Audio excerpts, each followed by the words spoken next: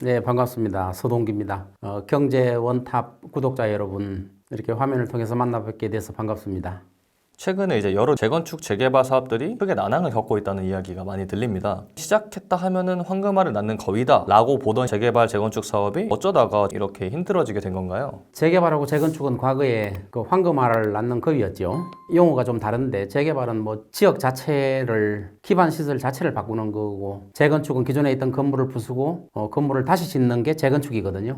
그래서 이 문제는 용적률하고 관계가 돼요. 그래서 과거에 저층 건물일 때는 용적률을 더 많이 받아가지고 5층짜리 건물을 지으면 한 20층까지 질 수 있었잖아요. 그러니까 재건축을 하면 일반 분양분이 많이 나오니까 재건축을 하시는 분들이 일반 분양하고 남은 돈들을 조합원들이 수익으로 잡았기 때문에 큰 평수로 하고도 오히려 돈을 돌려받는 경우가 많았어요. 그래서 재건축은 대박 신화다 이렇게 보고 있어요. 근데 최근에는 뭐 재개발은 상당히 많이 진행이 되었고, 이제 요즘은 재건축이 진행되는데, 그러다 보니까 과거에 재건축했던 건물을 다시 재건축하는 그런 현상이 생기는데, 지금 15층, 20층 또 심지어 30층 건물을 재건축을 하다 보니까 이제 용적률 문제가 나오는 거예요. 그래서 용적률을 상향시켜 주지 않으면 재건축을 하게 되면 많은 추가 분담금을 가지게 돼요. 더군다나 요즘에는 이제 자재비나 인건비가 너무 많이 올라서 추가 분담금이 많이 나오게 됩니다. 그래서 20층, 30층짜리를 재건축하려면 용적률을 그대로 해가지고는 엄청난 추가 분담금 때문에 안 돼요. 그래서 최근에 짓는 재건축 건물들을 용적률을 뭐 2배 가까이 막 상승시켜주고 하잖아요. 그래야 재건축을 할 수 있으니까. 그렇다고 해도 재건축을 하시는 분들이 용적률을 상향시켜줘도 자재비 인건비 때문에 분담금이 많이 생겨요. 그래서 조합원들이 너무나 비용 부담이 많이 생기기 때문에, 그래서 어떤 데는 막 10억, 20억 가까이 추가 분담금을 내라고 하니까 기존에 있던 그 재건축 조합원들이 도저히 재건축할 입장이 안 되는 거죠. 그러다 보니까 요즘 재건축이 과거에 황금알을 낳는 그 위에서 지금은 재건축은 추가 분담금 때문에 오히려 조합원들이 재건축을 하지 않겠다 하는 이런 말들도 나오고 있는 겁니다.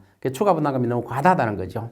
근데 말씀해주신 이제 비용이나 구조적인 측면 외에도 재건축 재개발에 부정적인 요소가 있을까요? 네, 그 재건축은 세대수가 기존에 살던 세대수보다 더 증가하기 때문에 부동산 공급적인 측면에서는 굉장히 좋은 현상인데, 문제는 재건축을 처음에 할 때 기존의 기반시설, 학교나 도로 이런 기반시설을 현재 층수에 맞게 15층이면 15층, 20층이면 20층 현재 세대에 맞게 재건축을 했는데, 만일에 이 재건축을 통해 가지고 세대수가 더 늘어나고 층수가 더 높아지면 더 많은 인원이 거기에 거주하니까 기존에 했던 기반시설 가지고는 학교나 도로 부족할 수가 있단 말이에요. 그래서 이런 측면에서 재건축이 과연 도시계획적 측면에서 괜찮은 거냐 하는 거에 대해서 문제가 있고, 특히 미국 같은 경우는 용적률의 상향이라는 거는 거의 안 시켜줘요. 용적률이 한번 결정돼 버리면 변화가 없어요. 그래서 하나의 도시의 용적률이 결정되면 그 도시 전체는 용적률의 변화가 없어요. 그래서 용적률을 증가시켜주는 경우 이런 경우만 해줘요. 그 옆에 다른 건물들의 용적률을 사가지고 와서 그걸 공중권이라고 하거든요. 에어 라이트 해가지고 공중권이라고 하는데, 용적률을 사가지고 건물을 더 높일 수가 있는 거예요. 가장 비근한 예로 LA의 그 대한항공 건물이 72층짜리 건물을 짓는데 거기는 원래 72층을 질 수가 없는 거예요. 그래서 인근에 있는 다른 건축물의 용적률을 사가지고 와서 72층을 올린 거예요. 이처럼 용적률이 도시에 결정되어 있기 때문에 그 도시의 용적률은 절대 늘려주지 않아요. 근데 우리나라는 용적률을 수시로 늘려준단 말이에요. 이렇게 용적률을 자꾸 늘려주다 보면 기존의 기반시설에 근거한 건축물이 나중에 부족하게 되고, 또 교통 체증도 생기게 되고, 또 학교도 부족하게 되고, 이런 문제가 생기기 때문에 재건축은 무조건 하는 게 유리하지만 않다, 이렇게 보고 있습니다. 재건축을 할수록 건물이 높아지는 거는 그만큼 사람들이 고층 아파트를 선호하기 때문이기도 하잖아요. 특히 우리나라 사람들은 고층 아파트, 뭐 한강뷰 이런 걸 되게 좋아하는데, 박사님이 또 초고층 아파트에 거주하는 걸 반대하신다고 들었습니다. 혹시 그 이유에 대해서 들어볼 수 있을까요? 우리나라는 아직도 초고층 아파트가 그렇게 많지가 않아요. 50층 이상을 초고층 아파트라고 그러거든요. 근데 초고층 아파트라는 거는 현재 그 도시의 용적률을 비교해 봤을 때 초고층만 들어선다면 많은 문제점이 발생한다고 봐요. 물론 초고층 건물 자체도 어떤 문제가 발생할 수 있어요. 예를 들어서 뭐 건강에 안 좋다든가, 고층으로 올라갈수록 또 바람이 너무 세가지고 거기에 따른 피해, 또 자연재해가 발생됐을 때 초고층 아파트가 취약하다, 이런 것들이 있는데, 물론 건강이 좋다 안 좋다 하는 거는 뭐 연구 보고서도 여러 개 나와 있지만은 반드시 검증됐다고 볼 수는 없어요. 그러나 이제 이런 것들이 위로 올라갈수록 결국은 좋을 건 없는데 이제 대부분 그 초고층 아파트를 좋아한단 말이에요. 근데 초고층 아파트에 장기적으로 산다는 거는 나중에 어떤 재해라든가 이런 데 문제가 생길 수 있다는 거예요. 초고층 아파트의 가장 큰 장점은 전망이거든요. 또 높이 올라가 가지고 다른 사람들보다 우월한 지위에 있다 하는 이런 거하고 전망이 좋다는 것 때문에 이제 초고층 아파트에 많이 선호하고 그러는데, 초고층 아파트가 도시에 몇 개 들어서는 건 괜찮지만 많이 들어서는 거는 그 도시의 경관을 해치고 도시의 용적률도 적정하게 해야 되는데 많이 들어서는 그런 문제점이 저는 있다고 보고 있어요. 특히 재해에 굉장히 취약하거든요. 자연재해가 생겼을 때 뭐 최근에 보니까 뉴욕에 지진이 있다고 들었어요. 뭐 한 달 전인가? 뉴욕이나 동부 지역은 지진이 안 나는 지역이거든요. 근데 이런데 지진이 났다. 그러니까 자연재해는 뭐 100년에 한 번 생기더라도 한 번 일어났다 하면 그 피해가 상상을 초월한 불가역적인 피해를 가져오기 때문에 이런 초고층 아파트는 물론 그런 재해에 많은 대비는 되어 있지만 피해가 엄청나게 발생할 수 있다. 이런 점들 때문에 초고층 아파트를 많이 짓는 거는 별로 저는 안 좋다고 보고, 초고층 아파트 자체가 이렇게 뭐 전망 때문에 많이 이용하고 있지만 거기에 사는 거는 저는 그렇게 바람직스럽지 않다고 보고 있습니다.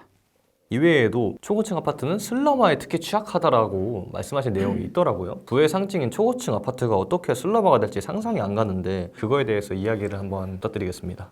네, 그 초고층 아파트는 부의 상징으로 지금 보이고 있죠. 그래서 50층, 60층에 이렇게 사는 분들은 상당히 돈이 많지 않으면 살 수 없는 부자의 상징처럼 되어 있습니다. 우리나라도 그렇고 뭐 외국도 마찬가지로 볼 수 있는데, 건물이라는 것은 토지하고 다르게 감가상각 자산이에요. 언젠가는 그 건물이 낡게 돼 있어요. 토지는 낡지 않지만 건물은 언젠가는 낡아가지고 살기가 힘들게 서 있어요. 초고층을 질 때는 물론 튼튼하게 짓죠. 근데 우리나라 같은 경우는 지금 건축물을 질 때 뭐 30년, 40년만 되면 재건축을 한다 하는 말이 나올 정도가 있는데, 그래서 외국에 있는 분들이 저한테 물어봐요. 제가 한 30년, 40년 되면 우리나라는 재건축을 한다 그랬더니 말도 안 되는 소리다. 건물이라는 것은 애착을 가지고 사는 거고 자기가 사는 데고 애정을 가지고 사는데 어떻게 3, 40년 만에 그걸 때려 부실 수가 있느냐. 외국 같은 데는 뭐 건물 한 번 지면은 뭐 100년, 200년 살아요. 그래서 우리나라도 이제 초고층을 질 때는 튼튼하게 짓겠죠, 물론. 그러나 어차피 감가상각 자산이란 말이에요. 언젠가는 낡게 돼 있고 보수나 수선을 하게 돼 있고 또 언젠가는 그 건물이 무너지게 돼 있어요. 그게 100년 후가 될지 모르겠지만 그 건물이 보수를 해주지 않으면 무너지게 돼 있어요. 근데 그 초고층 건물 같은 경우는 보수비가 엄청나요. 굉장히 비싸요. 미국의 맨하탄 같은 데 초고층 건물의 관리비가 한 달에 1년이 아니에요. 한 달 관리비가 1억에서 2억 정도 드는 데가 맨하탄의 초고층 건물이에요.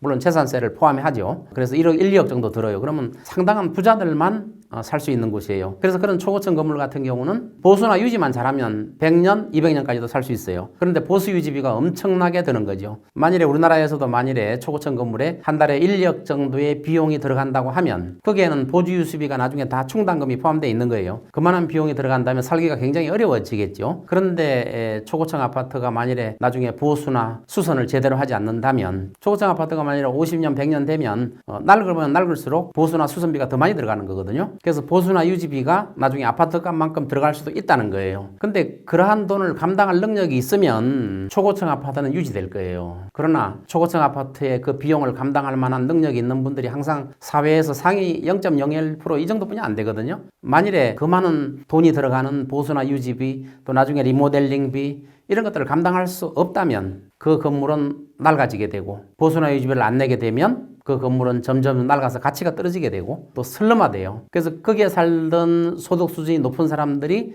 그 초고층 건물을 떠나게 돼요. 그 살고 있는 분들이 전부 다 합의를 봐야 리모델을 할 수 있고 거액을 들여서 수선이나 유지를 할 수 있는데, 그걸 갖다 반대하는 사람들이 있다면 거기 있던 고소득자들은 떠나기 시작하고, 조금 낡았지만 수돗물은 좀 새지만 엘리베이터는 좀 삐걱거리지만 싼 임대료, 싼 주택을 원하는 분들이 또 들어오기 시작해요. 그러니까 손바뀜이 계속 일어나는 게 슬럼화거든요. 그럼 건물값도 싸지고 낡아지고 임대료도 싸지고 해서 결국 장기적으로 슬럼화되는 거예요. 그래서 비용 부담이 감당할 능력이 된다면 슬럼화는 절대 안 돼요. 나중에 재건축도 해도 되죠. 예를 들어서 100억짜리 집인데 그 100억짜리 집을 똑같이 용적률로 재건축을 하려면 100억 정도 들어갈 수가 있어요. 근데 그 정도 비용을 부담할 능력이 된다면 슬럼화가 절대 안 되죠. 그러나 그렇지 않으면은 초고층 아파트는 슬럼화될 수밖에 없다는 거예요.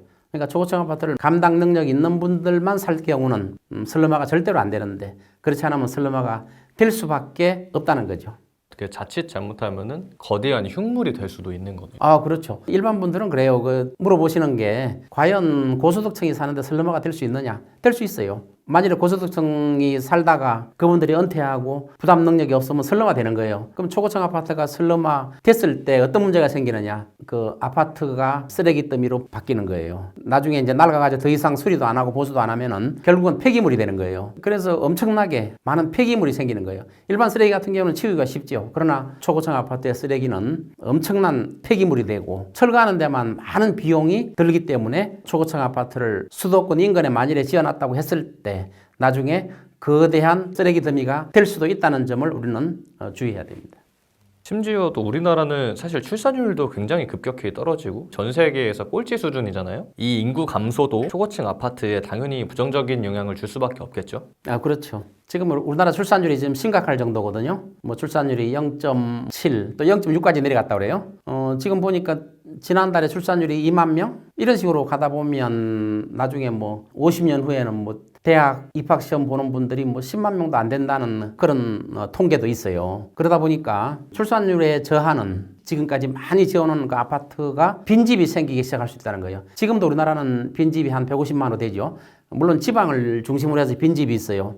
뭐 서울이나 이런 데는 아직 빈집이 없지만 나중에 출산율이 저하돼 가지고 인구가 줄어들게 되면은 나중에 많은 빈집 문제가 생길 거예요. 근로소득 중에 PIR이라고 있는데 소득 대비 집값 비율이 PIR이거든요. 그래서 PIR이 예를 들어 10이다 그러면은 매년 5천만 원씩 근로소득을 받았다. 그럼 10년이면 5억이잖아요. 5억짜리 집을 살 수 있다 했을 경우는 PIR이 10이거든요. 근데 지금은 집값이 너무 올라가지고 PIR이 서울 같은 데는 막 20, 또 강남 같은 데는 막 30, 40까지 돼요. 이러면은 근로소득 가지고는 평생 집을 못 사는 문제가 생길 수 있어요. 그래서 이러한 문제가 오히려 출산율을 더 저하시키고 출산율을 저하시키는 데는 많은 문화적인 요소도 있지만 집값이 비싼 것도 원인이 되고 있다고 저는 보고 있습니다. 지금도 우리는 주택 보급률은 103%예요. 그러니까 100%가 넘어요. 그렇기 때문에 출산율이 저하되면 그대로 나머지가 빈집으로 남아 있는 거예요. 그래서 그런 빈집 문제가 나중에 심각한 문제가 발생할 수 있다. 이렇게 보고 있습니다.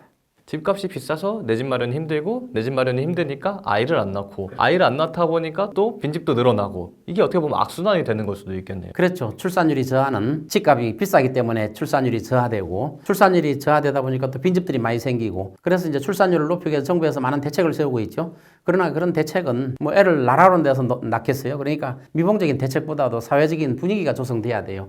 집값도 내가 한 10년, 15년 일해가지고 집을 서울에 집 한 채 살 수 있다. 이 정도 되면은 또 출산율도 증가할 수 있겠죠. 그렇지 않으면은 이 출산율의 증가는 할 수가 없다는 거죠.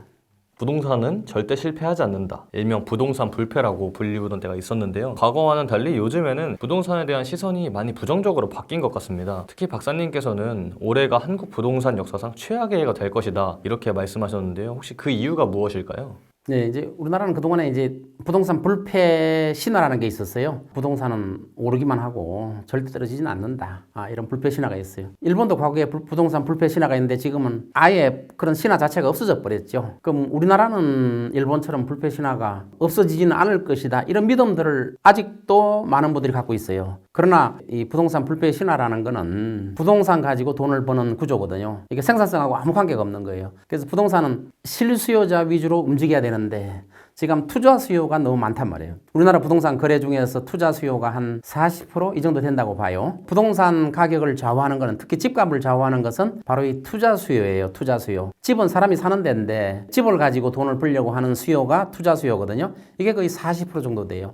이 40%가 급격하게 변동성을 가지고 움직이는 거예요. 그래서 부동산에 대한 부정적인 시각이 생기는 거예요. 실수요자만 가지고 움직이면 이렇게 집값이 폭등할 리가 없어요. 그리고 나중에 빈집이 생기고 또 슬럼화가 되고 이런 일이 생기지를 않는데 투자 수요가 활개를 친단 말이에요. 그래서 이 투자 수요가 10% 미만으로 떨어져야 되는데 지금 투자 수요가 너무나 많아요. 그래서 투자 수요가 부동산 가격을 지금 좌우하고 있어요. 근데 금년 같은 경우에 보면은 뭐 내년도 그렇고 지금 현재 고물가, 고환율, 또 고유가 때문에 또 금리가 고금리잖아요. 이런 고금리 때문에 앞으로 집값이 상당히 어려워질 걸로 봐요. 특히나 수요가 굉장히 감소하고 있거든요. 부동산은 결국 수요예요, 수요. 공급이 아무리 없어도 수요가 없으면 집값은 떨어지는 거예요. 그래서 공급이 많아도 수요가 그거보다 더 많으면 집값은 오르게 돼 있는 거예요. 그래서 수요에 달려 있거든요. 근데 지금 물가가 너무 비싸요. 또 환율이 너무 비싸요. 이제 정부에서는 집값이 너무 떨어지면 세수에도 문제가 생기고 건설 경비에도 문제가 생기기 때문에 집값을 떨어지는 걸 방지하는 정책을 많이 펴와요. 또 집값을 급상승하면 급상승을 막는 정책을 많이 펴와했는데 여태까지 한 20년 가까이 부동산 정부의 정책을 보면 부동산에 대한 정책은 다 실패했어요. 왜 실패한 이유가 그거예요. 어떤 의도가 있다는 거예요. 세수가 감소해서도 안 되고 또 건설 경기가 어려워져도 안 되고 또 부동산이 너무 많이 폭등하면 젊은 사람들이 집 사는데 어려워지고 사회적으로 문제가 되기 때문에 그것도 어렵고 그냥 정책을 필 때마다 집값을 잡으려고 하면 더 많이 오르고 집값을 떨어뜨린 걸 방지하려고 그러면은 또 더 힘든 상황이 오고 이렇게 돼버린단 말이에요. 그래서 정부 정책이라는 것은 상승을 방지하기 위한 정책이 오히려 더 상승시켜버리고 하락을 방지하는 정책을 폈다가 오히려 다 부동산이 몰락하는 일본 같은 경우죠. 몰락하는 이런 상태가 돼버리기 때문에 더군다나 우리나라는 70% 80% 정도가 부동산을 가지고 있거든요. 자산이. 우리나라 순자산 비중을 보면은 부채를 다 빼고 10억 이상인 분이 우리나라의 전체 10% 정도 돼요. 10% 정도. 그렇다면 이제 서울에 지금 400만 가구가 있는데 서울 경기가 한 1000만 가구 가까이 돼요. 1000만 가구 가까이인데 10억 이상에 있는 분이 10%란 말이에요. 그럼 우리나라 전체 가구 수가 2200만 가구 정도 되는데 그러면 10%면 200만 가구거든요. 200만 가구가 순자산이 10억 이상 갖고 있다는 거예요. 그럼 서울에 400만 가구인데 200만 가구가 10억 이상 갖고 있다는 거는 그만큼 서울에 대한 수요가 없는 거예요. 그러면 투자 수요가 가세했다는 소리예요. 투자 수요가 가세해가지고 그만한 수요가 없는데도 투자 수요가 가세해서 집값을 올리는데 영향을 미쳤다는 거예요. 그래서 부동산은 지금까지 거품이 너무 많이 껴 있어요. 거품이 뭐 보통 껴 있는 게 아니에요, 지금. 그래서 지금 현재 가격의 반값 정도 돼야 뭐 정상적인 시세라고 저는 보는데 그래서 우리나라 사람들이 가지고 80% 가까이가 부동산을 가지고 있기 때문에 부동산 가격이 하락하면 순자산도 하락하는 거예요. 그래서 부동산 가격이 급속하게 하락하면 우리나라는 빈곤층이 많이 늘어날 수밖에 없다는 거예요. 그래서 우리나라 뭐 100만 장자가 굉장히 많은 이유가 집값이에요. 전부 집값. 그러니까 집값 폭락은 곧 빈곤층으로 전락하는 거예요. 우리나라 그 순자산이 3억 미만인 분이 한 60% 정도 돼요. 순자산, 부채 다 빼고. 집값이 많이 하락하지 않으면 그 60%의 사람들이 집을 사기가 버거워지는 거예요. 지금 현재 우리나라 그 금리 상황을 봤을 때 건설 경기가 살아나지 않는 것은 건설 경기 오로지 미국의 연준이 기준금리를 내리냐 안 내리냐 요것만 보고 있어요. 근데 기준금리를 안 내렸을 경우에 더 어려워지고 더군다나 이제 환율이 굉장히 높이 오르잖아요. 이럴 경우에 우리나라 집값은 더 어려워질 수가 있고 지금 많은 거품이 껴있는데 이 거품을 정부가 유지시키려고 한다고 해도 유지시킬 수가 없어요. 그래서 거품이 꺼질 수밖에 없고 금년 같은 경우는 상황이 굉장히 안 좋을 거다. 금년만 안 좋으면 괜찮아요. 내년, 내후년까지 굉장히 저는 안 좋을 걸로 보고 있습니다. 그리고 장기적으로 봤을 때는 결국은 집값은 앞으로 하향할 수밖에 없어요. 상승할 수가 없어요. 출산율도 이렇게 되죠. 금리가 또 과거처럼 뭐 초저금리가 있을 수가 없어요. 그래서 금리가 내리더라도 옛날 같은 제로금리나 그런 금리는 없기 때문에 앞으로 집값은 하향할 수밖에 없는 구조를 가지고 있어요. 부동산 가격이란 게 워낙 여러 가지 요소로 움직이기 때문에 딱 한 가지만 꼭 집을 수는 없지만 뭐 여러 정책을 실패했던 정부의 탓도 결코 적지는 않다고 보여지는데요. 구체적으로 어떤 정책들로 인해서 부동산 시장이 좀 더 악화된 건가요? 네, 정부는 이제 부동산 시장을 뭐 하락을 막기 위해서 또 급상승을 막기 위해서 정책을 펴왔거든요. 그러나 그 정책들이 다 실패를 해왔어요. 부동산 가격 급등을 막기 위해서 예를 들어 규제를 막 강화하고 그랬잖아요. 그거 다 실패했잖아요. 또 지금은 부동산 가격 하락을 막기 위해서 보금자리론 뭐 40조 풀었죠. 빚 가지고 집 사라 이거예요. 또 신생아 특례대출이라는 걸 또 만들었죠. 빚 가지고 집을 사라는 거예요. 돈을 주는 게 아니고 빚 가지고 집을 사는 거거든요. 가계부채만 자꾸 늘어나는 거예요. 그래서 정부의 이러한 하락 정책은 미봉책에 불구하고 정부는 부동산 시장은 자유시장 경제에 맡겨놔야 돼요. 자유시장 경제에 맡겨놓지 않고 정부가 관여하기 시작하면 할수록 부동산 시장은 더 안 좋아지는 거예요. 그래서 정부에서는 부동산 시장에 대해 관여를 최소화해야 돼요. 정부가 할 일은 하나뿐이 없어요. 공공 부분의 공급을 늘리는 일, 이것뿐이 없어요. 공공 부분의 공급을 늘려가지고 집값을 안정시키는 길뿐이 없는 거예요. 건설회사를 살리려고, 또 건설 경기를 살리려고, 또 부동산 값의 폭락을 막으려고 우리나라는 금리를 안 올렸잖아요. 미국하고 기준금리 차이가 2%예요. 우리가 2%는 낮아요. 원래 미국의 기준금리보다 0.5나 1% 높아야 정상이거든요. 그동안에 그렇게 해왔고, 근데 이번에 2% 차이 나고 안 올리고 있어요. 우리나라는 아직 고금리가 아니라고 보고 있어요. 미국보다 2% 낮기 때문에. 이거는 건설 경기나 부동산 가격의 폭락을 막기 위한 저는 조치라고 봐요. 그래서 이러한 정책들이 잘 흘러가면 괜찮은데 이런 부동산 폭락을 막으려고 하면 할수록 나중에 점점 더 깊은 수렁으로 빠진다. 부동산 가격이 어느 정도 하락할 때는 하락하도록 놔둬야 돼요. 그래야 나중에 건전하게 상승할 수 있는 기반이 마련되는 거거든요. 또 건설 경기가 악화된다고 해서 금리를 안 올리면 지금 우리나라는 지금 금리를 사실 올려야 돼요. 기준금리를 더 올려야 되는데 안 올리고 있거든요. 건설 경기를 살리기 위해서, 건설회사를 살리기 위해서, 집값의 하락을 방지하기 위해서 금리를 안 올리고 있는데 PF 문제가 많이 발생하잖아요. 이런 건설회사나 이런 회사들을 끌고만 가서는 안 된다. 망할 건 망하게 놔둬야 부동산 경기가 나중에 건전하게 살아날 수 있다. 이렇게 보고 있습니다. 막기만 해서는 나중에 더 큰 폭탄이 터질 수 있다고 저는 보고 있습니다. 지금 현재 한국 부동산 가격이 굉장히 높은 수준인데 부동산 가격이 더 떨어져야만 하는 이유가 따로 있을까요?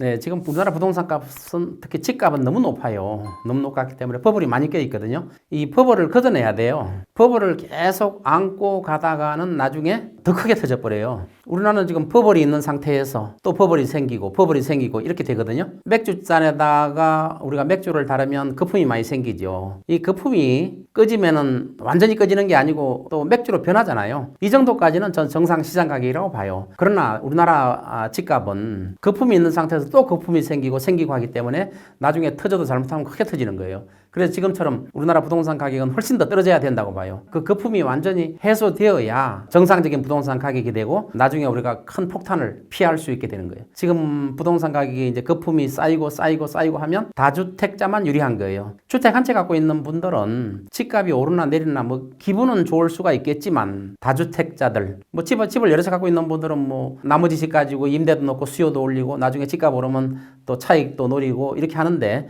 집 한 채 있는 분들은 영향이 별로 없는 거예요. 나중에 오히려 피해자가 돼요. 다주택자한테 또 투자 수요한테 피해가 돼요. 집 한 채 있는 분들은 세금만 많이 내고 나중에 또 집값이 지금처럼 거품이 그쳤을 때 부동산이 붕괴돼 버리면 집 한 채 있는 분들은 갑자기 빈곤층으로 전락할 수도 있는 거예요. 집이 전체 재산인데. 그래서 이런 문제들 때문에 거품이 빨리 꺼져줘야 된다. 이렇게 보고 있어요.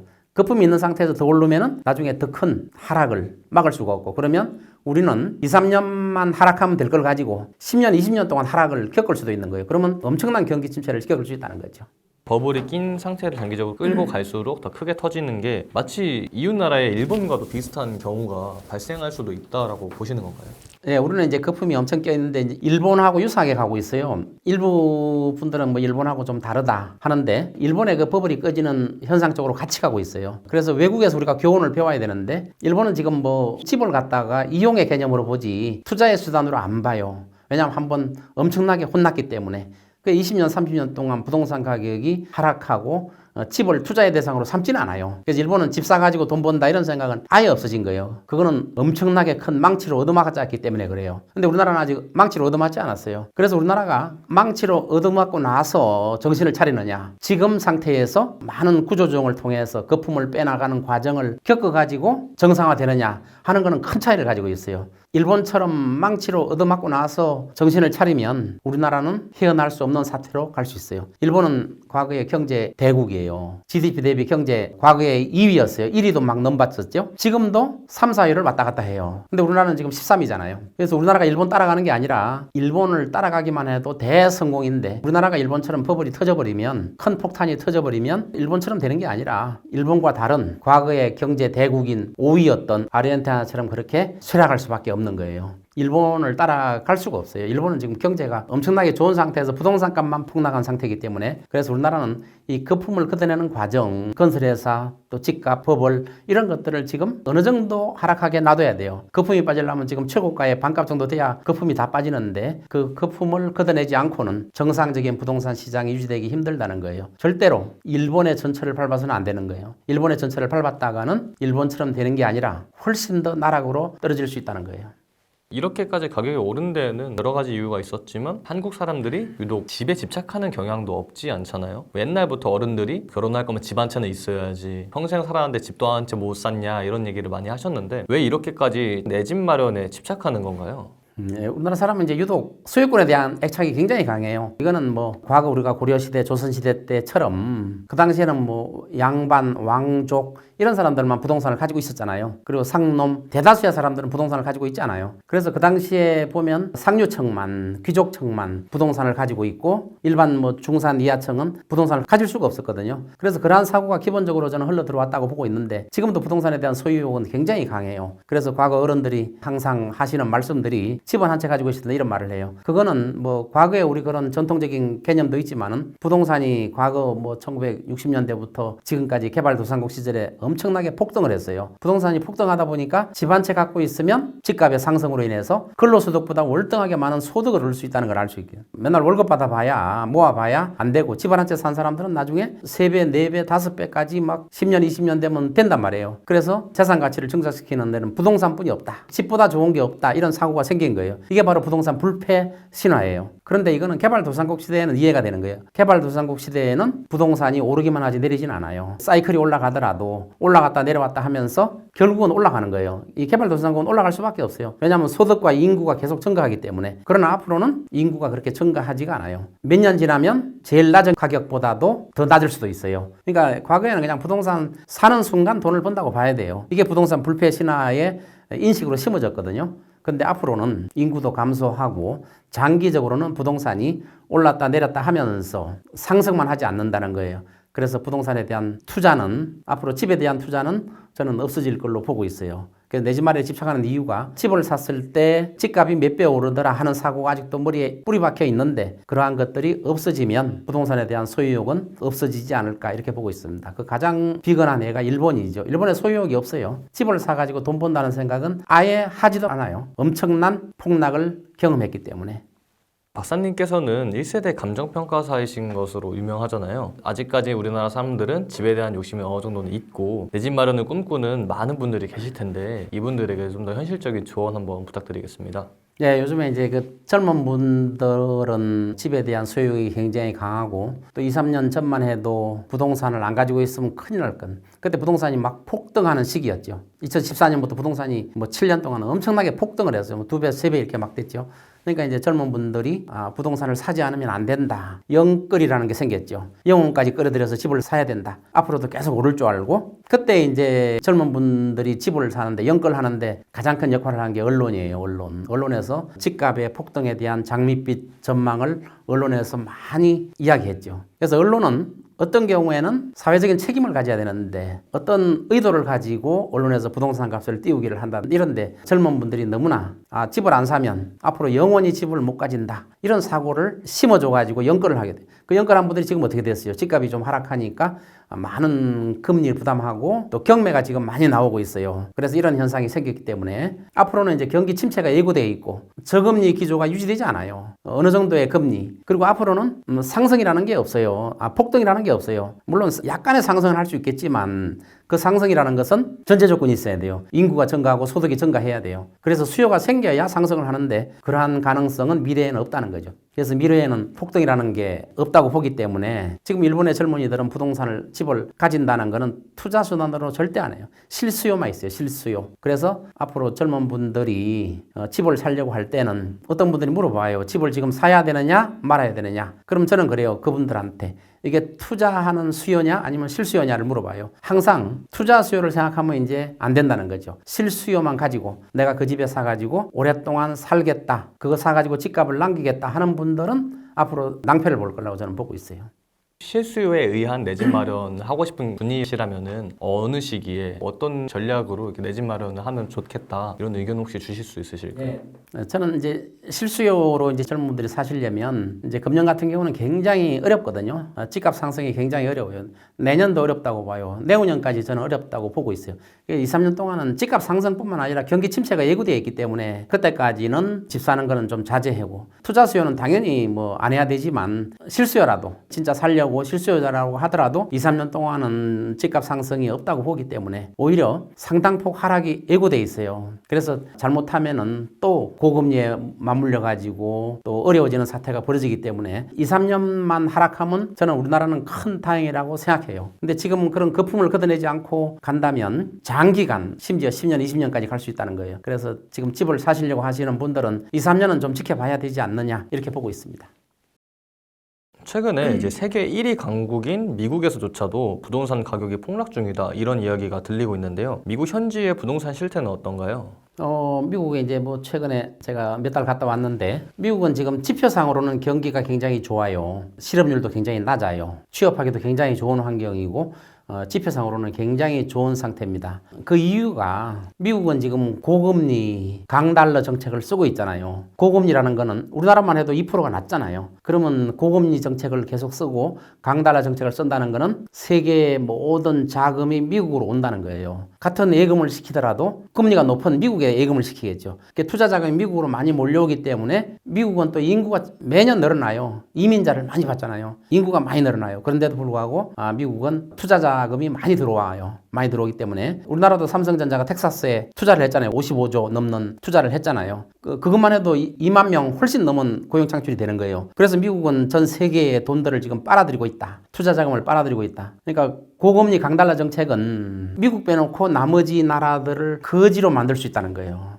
경기 지표는 굉장히 좋아요. 근데 미국 내부 사정을 보면 좀 달라요. 이제 주거용 부동산 같은 경우는 30년 고정금리이기 때문에 과거에 저금리로 대출을 받았던 분들이 갈아타기를 하지 않아요. 팔고 다시 가면 높은 금리, 2배, 3배 높은 금리를 적용받기 때문에 집 같은 경우는 매물이 나오지가 않아요. 그래서 공급이 없는 거예요. 집값은 떨어지지 않고 오히려 집값은 오르고 있는 상태예요. 물론 지금은 약간 떨어지고 있는 상태이지만 계속 떨어지지가 않아요. 집값은 고정금리이기 때문에. 그거는 공급이 실종됐기 때문에 나오는 현상이에요. 근데 상업용 부동산은 달라요. 상업용 부동산은 변동금리예요. 2, 3년에 한 번씩 또 길어봐야 뭐 5년에 한 번씩 금리가 바뀌거든요. 변동금리예요. 그러니까 금리가 급격하게 상승했기 때문에 상업용 부동산은 대출받은 분들이 고금리 때문에 굉장히 어려움을 겪고 있고 또 하나는 공실이 많아요. 미국 전체 오피스 빌딩의 공실률이 한 20% 가까이 돼요. 거의 20% 정도 되거든요. 근데 일부 다운타운에는 막 30% 가까이 돼요. 뭐 LA 다운타운, 샌프란시스코 다운타운, 또 뉴욕의 다운타운 이런 데는 공실률이 한 30% 가까이 돼요.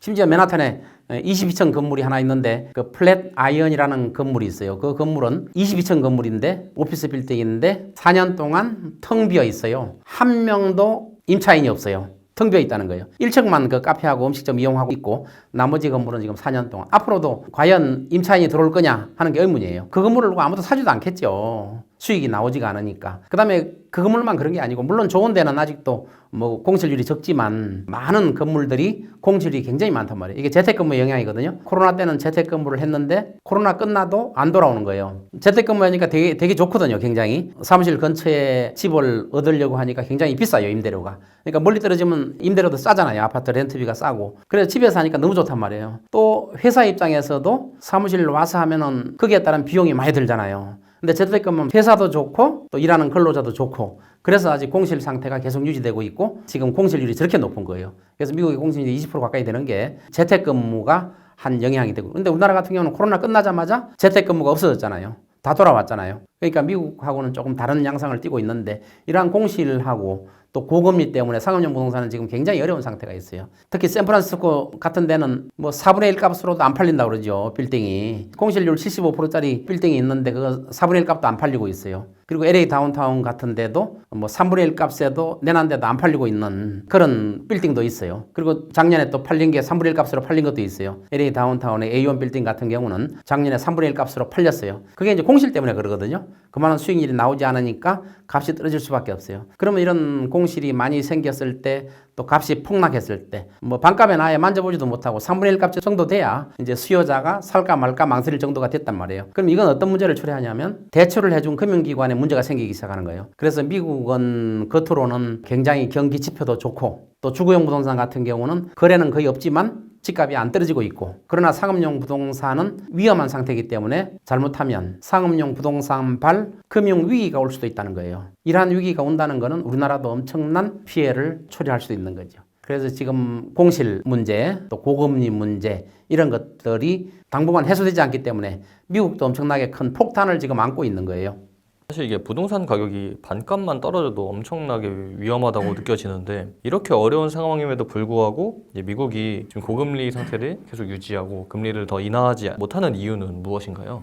미국은 지금 고금리 강달러 정책을 계속 유지하고 있어요. 2027년도에 상업용 부동산에서 그 부채가 만기가 도래하는 게 우리나라 돈으로 3천조 원이 도래해요. 근데 그때 되면은 금융 위기가 올 수도 있을 정도로 엄청난 돈이에요. 그런데 그 이유가 고금리가 큰 원인이거든요. 공실도 있지만은. 그런데도 미국은 금리를 내리지 않아요. 금리를 내리지 않는 이유가 물가가 엄청나게 높기 때문에. 물가가 잡히지가 않아요. 지금처럼 물가가 높은 상태, 지금 뭐 3% 이상 되는 물가에서 금리를 내리면 스태그플레이션이 생기는 거예요. 엄청난 경기 침체를 겪게 돼요. 스태그플레이션은 굉장히 위험한 거거든요. 이 경기 침체는 굉장히 장기적으로 가요. 그렇기 때문에 금리를 내릴 수가 없는 상태예요. 그래서 지금 금리를 또 최근에 올린다는 말도 있거든요. 근데 금리를 올릴 수도 없어요. 올리면 상업용 부동산이 가뜩이나 지금 어려운데 금융위기가 올 수도 있는데 올릴 수도 없고 또 금리를 내리지도 못해요. 내리려고 보니까 물가가 이렇게 높은 상태에서 금리를 내리면은 문제가 심각해져요. 그래서 고금리 강달러 정책을 상업용 부동산 금융위기가 내재해 있는데도 불구하고 고금리 강달러 정책을 쓰고 있는 거예요. 그렇게 쓰니까 경기 지표는 좋게 외관상으로 보이고 있는 것 뿐이에요. 그래서 미국은 유동성이 굉장히 풍부해졌어요. 외국에서 많은 투자 자금이 들어오니까 유동성이 풍부해졌어요. 그러니까 속으로는 긴축 정책을 취하면서도 실제적으로는 유동성이 풍부해지는 이런 상태 때문에 실업률도 낮고 경기가 지표상으로 좋게 보이는 것 뿐이에요. 미국뿐만 아니라 바로 옆 나라인 중국에서도 부동산 문제가 아주 심각하다고 이야기가 들려오고 있는데요. 세계를 주름잡는 이런 강대국들이 연이어서 부동산 위기를 겪는 이유가 무엇일까요?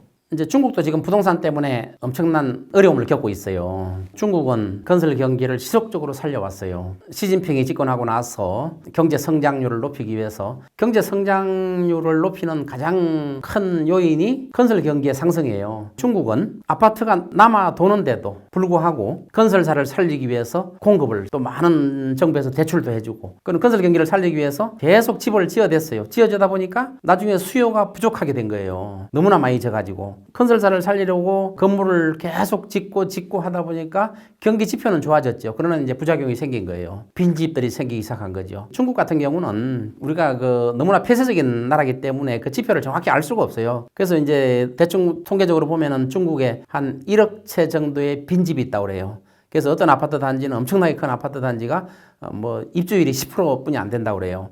그만큼 많은 쓰레기 더미들, 그러니까 아파트 쓰레기들이 중국에는 지금 많이 있어요. 그래서 중국의 대형 1위의 건설회사도 지금 부도가 나버렸잖아요. 그래서 많은 부동산으로 인해서 경기 침체를 지금 겪고 있는 것 같아요. 뭐 중국의 정확한 지표는 우리가 통계나 이런 거는 외부로 나타나는 게 신뢰할 수가 없기 때문에 근데 중국은 엄청난 어려움을 겪고 있는 것 같아요. 이처럼 중국, 미국 또 다른 나라 유럽 같은 데는 또 굉장히 어려움을 겪고 있지. 그 이유가 코로나 때 너무 저금리 정책을 써서 유동성이 풍부하게 돼가지고 거품이 많이 꼈던 거죠. 또 물가가 급등하게 되는 원인이 됐던 거죠. 그러다가 갑자기 금리 인상을 해버리니까 물가를 잡기 위해서 금리 인상을 급하게 해버리니까 부동산이 어려워지는 사태가 벌어진 거예요. 더군다나 또 전쟁이 두 군데서 일어났잖아요.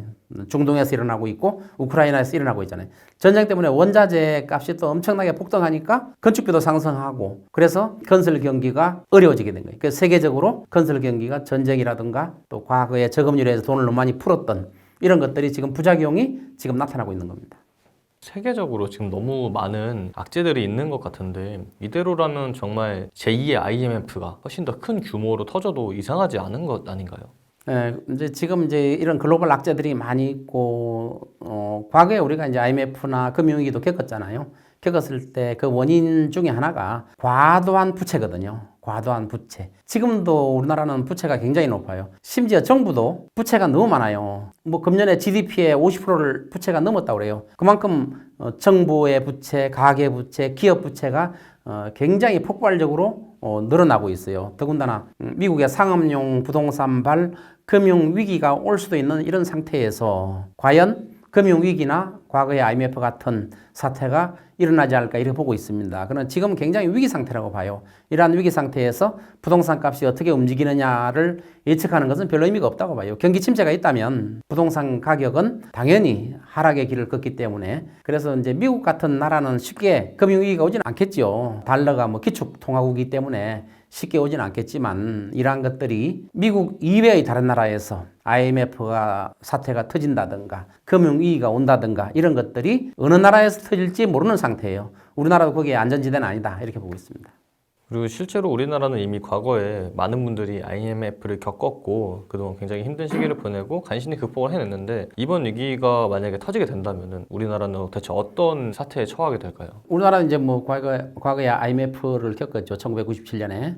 또 2008년에 또 금융위기를 겪었잖아요. 미국의 금융위기 때문에. 근데 과거에 우리가 IMF나 금융위기는 굉장히 빠른 속도로 회복을 했어요. 우리 뭐 과거에 기억날 거예요. 금모으기 운동. 전 국민이 집에 있던 금을 다 들고 나와서 금모으기 운동을 해가지고 급속하게 경기를 회복시켰어요. 달러가 부족했을 때 금을 모아가지고 달러를 샀죠. 그래서 급속하게 경기가 회복이 됐죠. 굉장히 빨리 극복했어요. 다른 나라도 다 놀래죠. 어떻게 금 모으기를 하는데 집에 숨어있는 장롱 속에 숨어있는 돌반지까지 다 들고 나오느냐. 그 정도로 우리 국민성이 호응이 굉장히 많아요. 근데 앞으로 금융위기가 또 온다든가 IMF가 오게 되면 과연 그런 금 모으기가 과연 있을 것이냐 이런 것. 그래서 앞으로 한 번 더 금융위기나 IMF가 오면 저는 장기 침체에 늪에 빠질 거라고 저는 보고 있어요. 그래서 과거처럼 급격하게 회복되는 그런 사태가 아니라 장기 침체에 늪에 빠지기 때문에 그런 늪에 빠지지 않도록 지금부터 정부에서는 정책을 펼 때 구조조정을 과감하게 하고 또 가계부채를 줄여나가는 역할 이런 역할을 해나가야 됩니다. 부동산 값을 상승시키기 위해서 뭐 한국은행 기준금리를 금리를 떨어뜨릴 시기만 보고 있는 것 같아요. 지금보다 더 올려야 돼요, 금리를 우리나라는. 그러면 부동산이 상당히 어려워지지만 그게 나중에 장기 침체의 늪에서 헤어나올 수 있는 길이라고 저는 보고 있어요. 당장은 아프지만 그게 장기 침체를 막을 수 있는 방안이 아닌가 저는 이렇게 보고 있습니다. 이런 범세계적 위기가 다가오는 와중에 대한민국이 살아남기 위해서는 정부와 개인들이 각각 어떻게 해야 될지 의견을 좀 여쭙고 싶습니다. 제가 이제 정부의 정책이 과거에 뭐 어느 정권이 들어서든 간에 부동산에 대한 정책은 그렇게 성공했다고 보지 못하고 있어요. 물론 그런 정책이 실패한 이유는 당장 그런 정책을 시행하면 예를 들어서 뭐 대규모 구조조정을 정부가 앞장서서 하게 되면 국민들이 어려워지기 때문에 그런 면은 이해는 되지만 그러나 아픈 부분은 도려내고 가야 돼요. 구조조정을 과감하게 하고 가계부채를 줄여나가고 이런 아픈 부분을 도려나가야지. 아니면은 우리가 외국에 교훈이 있잖아요. 교훈. 중국은 공급이 넘쳐나는 대로 아파트를 때려짓다가 지금 대규모 건설회사들이 다 무너지고 중국 정부 자체, 나라 자체가 위기에 처해버렸어요. 부동산발. 또 일본의 교훈이 있잖아요. 일본의 그 장기 침체, 부동산이 장기 하락, 폭락하는 이런 그 외국의 교훈을 우리가 잘 받아들여야지. 지금 당장 어렵다고 정부의 정책을 구조조정을 소리한다든가 가계부채를 줄이는 걸 소리하게 되면은 문제가 굉장히 심각해진다는 거예요. 그래서 지금 가볍게 얻어맞고 끝나야 어느 정도 하락하고 다시 상승할 수 있는 길이 생기는데 크게 얻어맞아 버리면 일어나지를 못하는 거예요. 우리나라는 못 일어나요. 일본은 일어났죠. 경제 대국이라서. 우리나라는 크게 얻어맞아 버리면 일어나지를 못해요. 굉장히 오랫동안 일어나지 못하는 그런 사태가 생겨요. 그래서 우리나라는 지금 뭐 금리 인하를 지금 하지 않으면 뭐 가계 부채가 굉장히 심하고 부채에 대한 이자가 굉장히 크잖아요. 그리고 기업들도 그 이자가 굉장히 크단 말이에요. 수익 가지고 이자 갚는데 급급하거든요. 그래서 또 PF 문제가 있잖아요. PF 문제도 금리를 지금 내리지 않으면 PF가 크게 터질 가능성을 가지고 있는 거예요. PF를 방지하기 위해서도 금리를 내려야 되는데 그러나 금리를 내리지 않고 오히려 올려야 된다고 저는 보고 있어요. 그래서 PF발 위기가 크게 터지더라도 당장은 아프더라도 그러한 것들이 구조조정이 돼야 앞으로 건전하게 부동산 시장이 상승할 수 있는 길이 되지 않나. 우리나라 지금 가계부채가 2,000조 가까이 돼요. 그거는 전세를 제외하는 거예요. 전세도 부채거든요.